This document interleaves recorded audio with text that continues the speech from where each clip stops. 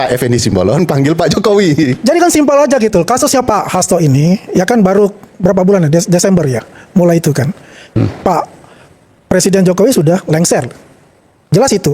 Kalau kasusnya itu kan kasus yang Harun Masiku. Ini berlanjut apakah Pak Jokowi ada terlibat di dalam sana? Kan gak terlibat. Orang dia sudah lengser kok. Di mana masalahnya? Ya kan? Ini kan ada temuan-temuan baru yang didapat oleh KPK. Maka dikembangkan temuan-temuan itu.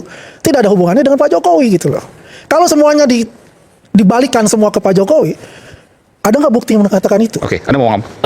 Saya pikir Bang Andi ini juga justru terlalu apa ya? Kalau bicara tentang temuan baru, sama sekali tidak ada temuan baru dalam perkara tersebut. Semua yang dinaikkan oleh KPK di situ adalah barang lapuk, barang lama. Tidak ada temuan baru.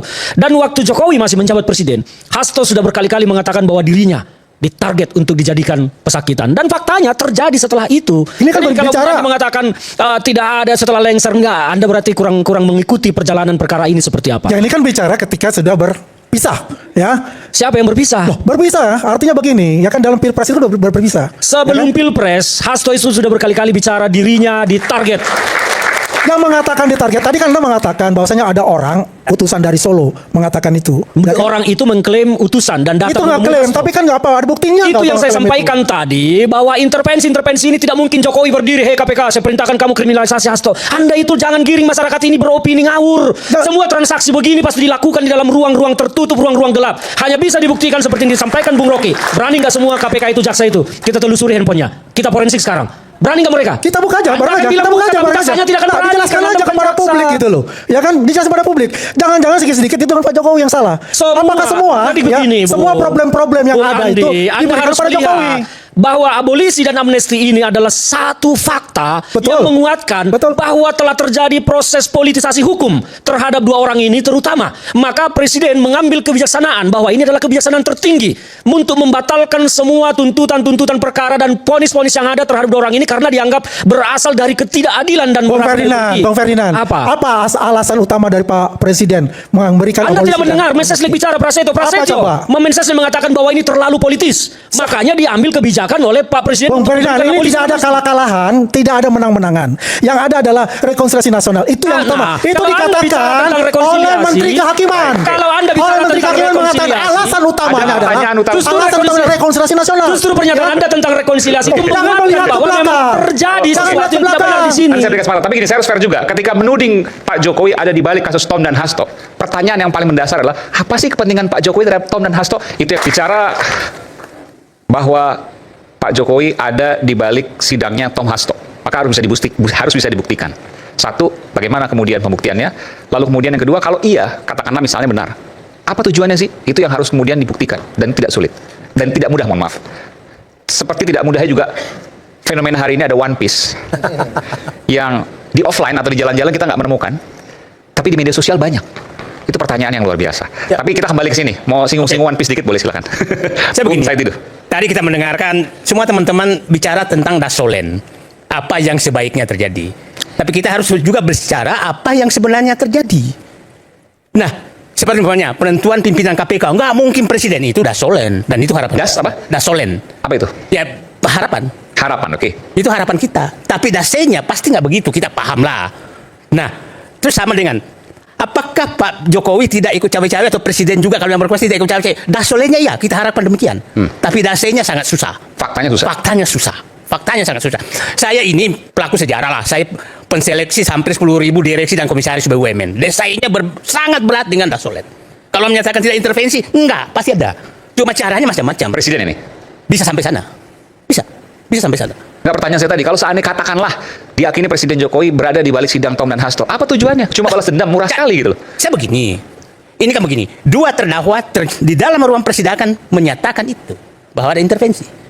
Oke. Ya. Baik Tom Lembong maupun Hasto. Ya kan? Nah, saya pada saat sudah diambil abolisi oleh Presiden Joko Widodo, Presiden Prabowo dan amnesti terhadap Hasto, saya menyatakan bahwa Presiden sekarang mendengarkan suara rakyat untuk mengoreksi pembelokan hukum. Itu pernyataan saya.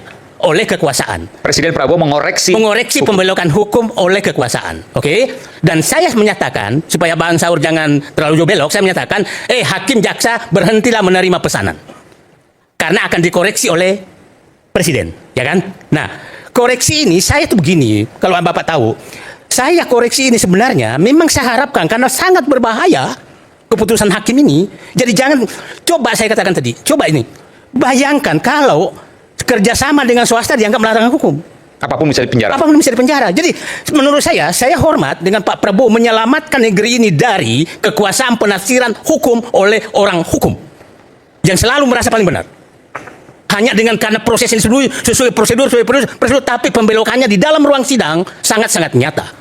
Nah, terus kita harus hormati. Untung ada Presiden Prabowo menyatakan, kau hakim, kau jaksa, tidak senaknya lagi kamu menggunakan hukum untuk kekuasaan, karena aku akan koreksi di ujung. Memang dia tidak intervensi di proses pengadilan, tapi dia koreksi dulu. Saya kembali bertanya kepada semua rakyat Indonesia, apabila Prabowo tidak melakukan abolisi kepada Tom Lembong, apa yang akan terjadi? Semua orang bisa masuk penjara hanya karena 3 orang hakim yang belum tentu juga paham. Nah, itu yang dikoreksi. Jadi maksud saya, ini saya bersyukur bahwa ini dikoreksi. Jadi jangan marah-marah. Abolisi Pak Presiden Prabowo kepada kasus Tom Lembong itu menyelamatkan bangsa ini dari penyalahgunaan hukum oleh orang hukum. Oke.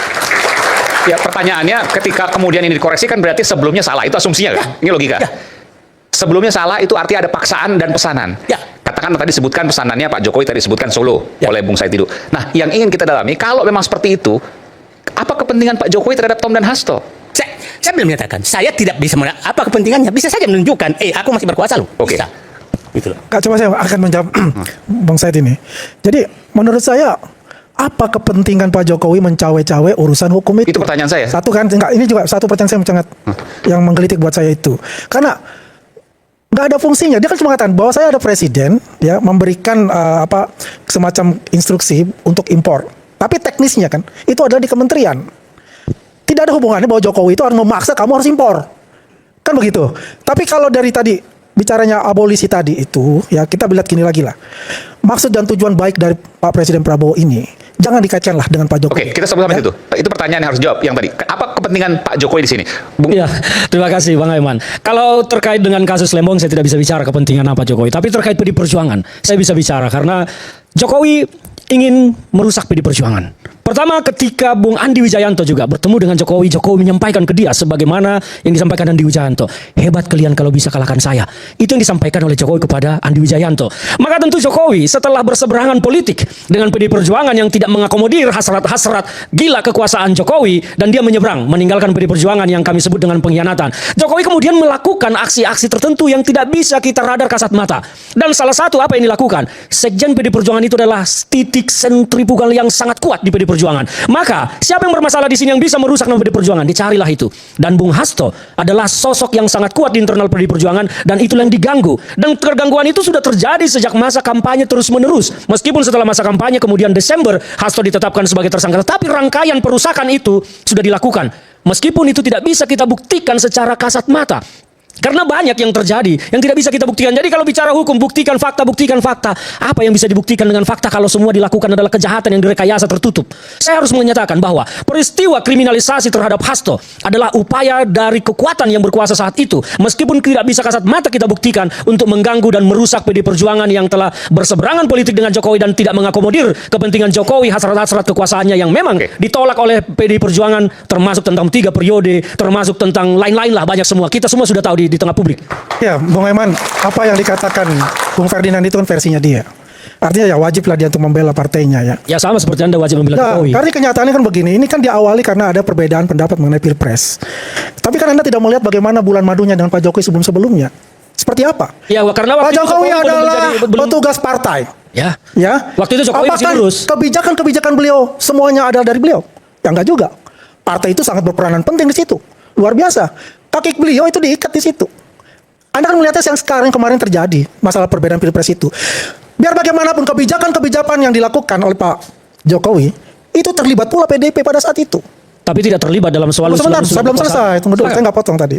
Ya kan? Itu kan terjadi kenyataan yang tidak bisa dinafikan. Ya, biar bagaimanapun kita melihatlah. Ini sudah terjadi semua hal-hal itu. Dan di sini Pak Prabowo sebagai Presiden Republik Indonesia melihat situasi ini tidak baik. Ya, di mana anak-anak bangsa ini seperti tidak mempunyai rasa persatuan Indonesia itu. Maka dikeluarkanlah abolisi dan amnesti ini. Apakah Pak Jokowi menolak untuk itu? Tidak. Beliau mendukung penuh apapun yang dilaksanakan oleh Pak Prabowo Subianto sebagai Presiden Republik Indonesia. Pemberian abolisi, pemberian amnesti, itu adalah haknya beliau. Dia tidak akan cawe-cawe untuk itu. Dan dia membuktikan. Pak Jokowi tidak cawe-cawe untuk masalah itu. Karena ini apa? Bingkangnya itu adalah persatuan Indonesia. Ya, jadi intinya beginilah, kita tidak lihat lagi ke belakang gitu, Bung Ferdinand. Kita bergandengan tangan lah. Kita melihat ke depan seperti apa nih yang kita harus lakukan bersama-sama untuk memajukan negara ini. Karena musuh kita ini nggak di dalam, musuh kita itu ada di luar. Ya, kan? betul. Kalau Ini kita kan kembali lagi mengorek-orek luka lama itu, Ini kan kita mengurai persoalan yang ada supaya publik masyarakat Indonesia ini tahu apa yang terjadi sesungguhnya. Dan Kalau jika soal benar semangat tidak terulang, persatuan, itu yang kita ya supaya tidak terulang. Kalau soal semangat seandainya salah, persatuan, tentunya kita setuju itu. Kalah-kalahan, menang-menangan, tidak ada yang kalah. Tidak sekedar kalah-kalahan, Oke, ya. tetapi kebenaran itu perlu kita buka ke Kebenaran publik. kan kita sudah punya versi masing-masing. Kebenaran Pak Bang Ferdinand, kebenaran dari pihak kami kan sudah jelas untuk Ya. itu. Ya, biarlah itu publik yang menilai gitu. Kita tidak lagi mau mengorek luka. Coba saya mau tanya ke Bung Andi, apa yang dikeluarkan oleh Pak Prabowo, abolisi dan amnesti, merupakan koreksi dari putusan pengadilan karena menilai ada sesuatu yang janggal di situ. Anda setuju? Saya tidak bisa melihat bahwasanya ini adalah harus saya menjawab. Ini adalah putusan dari pengadilan, ya kan? Pengadilanlah yang menentukan itu salah atau tidak. Tapi kalau kita melihat konteksnya sebagai persatuan Indonesia, saya setuju ada abolisi dan amnesti. Oke.